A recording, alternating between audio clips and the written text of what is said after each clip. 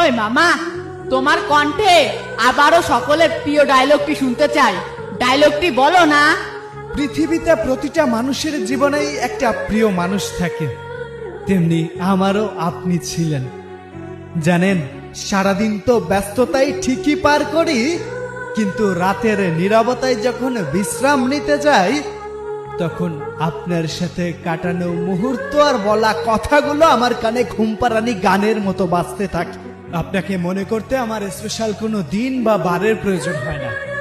আমার একটু নীরবতাই আপনাকে বারবার মনে করিয়ে দেয়। সারাদিনের ব্যস্ততায় তো ঠিকই ভুলে থাকি, কিন্তু যখন আপনাকে মনে পড়ে তখন বুকের ভেতর হু হু করে ওঠে। হয়তো আপনি আমাকে ভুলে গেছেন। মানুষ নাকি অন্য মানুষের স্পর্শে এলে তার অতীত খুব সহজেই ভুলে যেতে পারে।